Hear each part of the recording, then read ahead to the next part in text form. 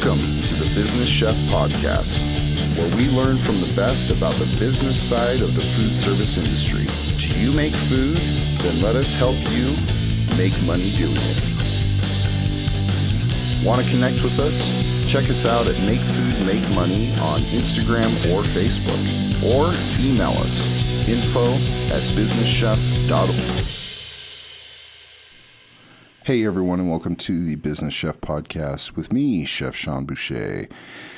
Thanks for joining me. Another week, another idea, another show about how to help you make food and make money.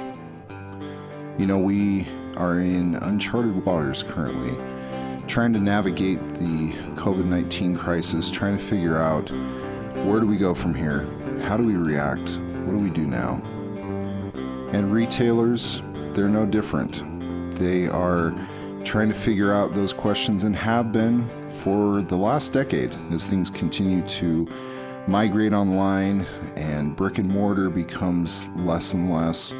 You have to learn to adapt, learn to change, learn to evolve. And how do you do that? Well, my good friend Lionel is here today to talk about what retail is, what it's going to be, opportunities they have, and some of the struggles that they might have. I think the question on everyone's mind is retail dead? Well, let's ask him. Let's see, I was in-house business development at a gift company. It was a retail company that focused on doing shopping malls in the 80s and 90s. Of course, I'm dating myself, but who cares? And we did seasonal kiosks in shopping malls all over the U.S. So I was involved in the real estate. I evaluated malls and I negotiated rents for kiosks. And this was for the holiday season. And then that company, so we started selling like decorative lamps and gift things that people would buy for the holidays and other giftware. Those mall channels started to decline in the mid to late 90s, or actually the rents went up a lot. So I got us involved in airport retail and doing kiosks in airports. And that led to highway locations on the East Coast on the toll roads, all the toll road stops. So we used to sell, and then we got into sunglasses. So we were selling sunglasses on the highway locations in the summer, which is sort of like shooting fish in a barrel. So I just got very interested in, and then I left to do my own consulting about 12 years ago, and I've been doing that ever since. So I work with different consumer companies. It's mostly retailers or people who are trying to sell product to consumers, but through other channels. So I've worked with different food products, sushi companies, helping product companies get into retail stores and also other high traffic locations like airports. But basically, it all has to do with getting products in front of the right consumers. Well, obviously you have some experience. You've done some things in this area. So as an expert, as someone who knows kind of what they're talking about and has been around the block, so to speak, in your opinion, I'm curious, is brick and mortar retail dead? Well, I have thought long and hard about that, as everybody is who's even vaguely connected to, retail or consumer product marketing. And I wrote a book actually partly to answer for myself that question. Because if everything is going to be sold online, then the need for brick and mortar retail channels, will be minimal. So, that was a question that I was not finding good answers to, despite all my reading and research. It seemed to come from either end of the spectrum, so the sort of pro-Amazon technology maven type folks, the sort of technocrats, were saying, yeah, everything will go online. Retail is dead. Traditional retailers, will just disappear. And that sounded like propaganda. I mean, obviously there's some truth to it. And then the other end of the spectrum was, people like Walmart and shopping mall folks who, they may suspect that might be happening, but they don't want it to happen. So, in other words, it was both, and that viewpoint was also propaganda or, heavily biased. So I thought, well, let's really look at this. What is going to happen? So I think, there's a lot of people writing and thinking and blogging about this stuff, but I think that, retail, huge amounts of retail shopping is already online, but the direct-to-consumer startups like Casper mattresses and Warby Parker glasses that thought they would be just online 8 years ago, or whenever they were founded, 5 to 10 years ago, a lot of those companies started.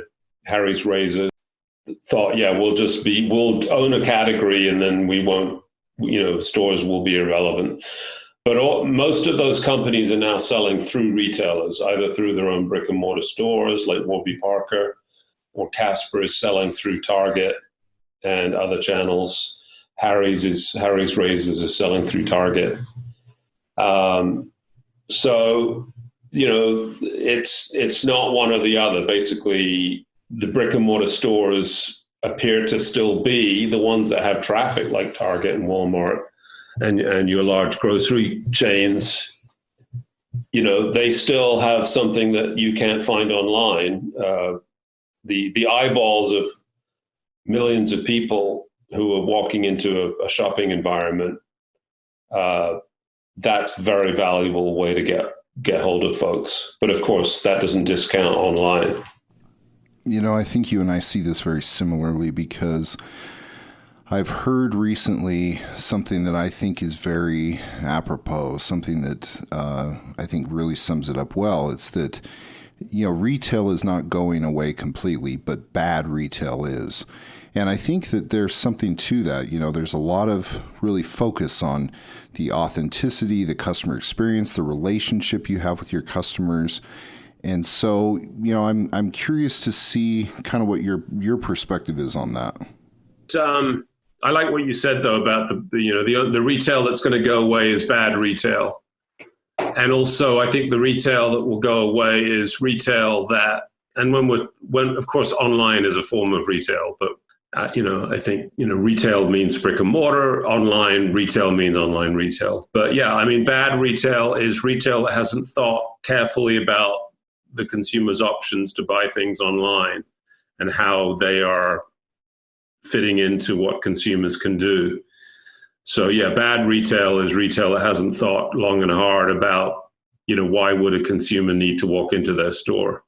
Like Bed Bath and Beyond is struggling with that, because most of the things they sell, are very adequately represented online. But I think that basically anyone who starts a consumer product company now that wants to sell to consumers, they have to think, and they are thinking in a very fluid way about online and brick and mortar really are no different than each other.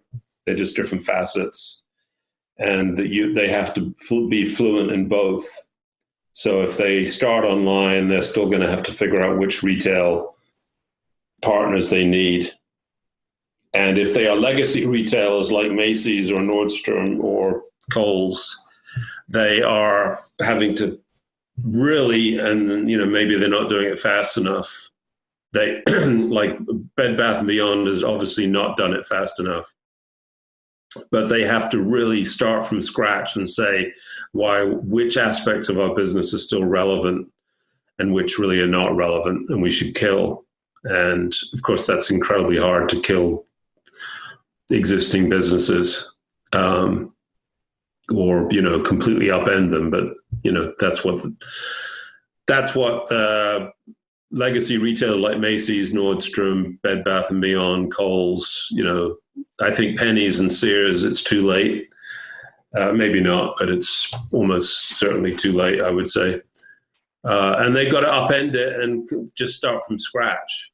It's easy for me to say that, but It's just so interesting because I think you're totally right. I think that there are two markets. There is the brick and mortar, there's the online retail, and you have to play in both essentially for these different products. And it's interesting to say, well, I'm going to be really functional and really fluid in this one.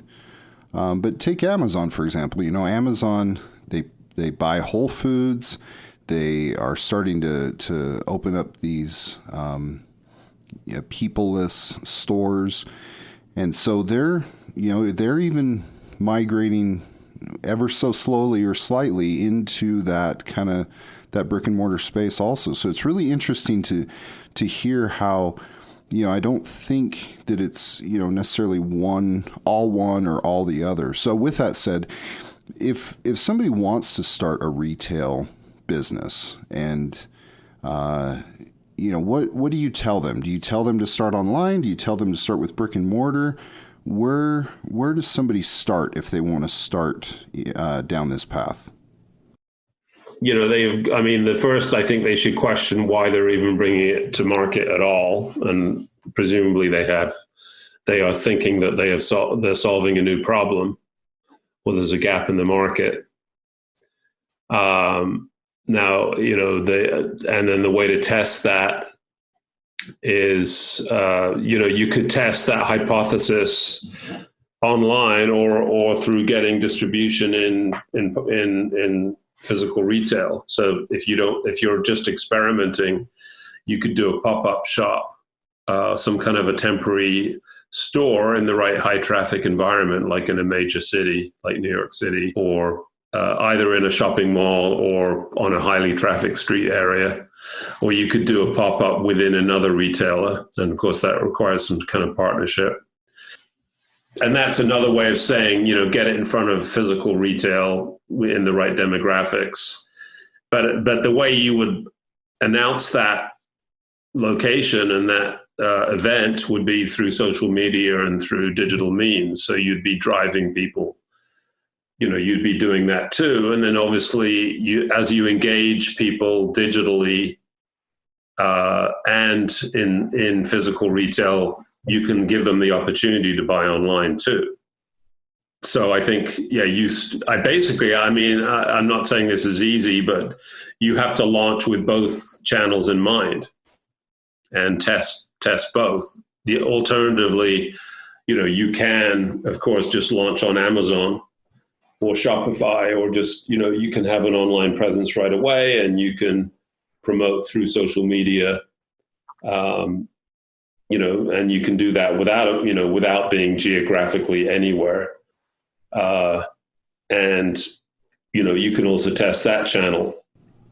I think what our good friend Lionel is saying is that omni-channel retail really is the way to go. And I think that, we try to say that we're going to focus on one or the other, but I think the point really is that we have to focus on both to really be successful. So special thanks to our good friend Lionel for being here today. If you want to find out more about him and his services and his books, go ahead and check out the links that we have with the show, and we will see you next week.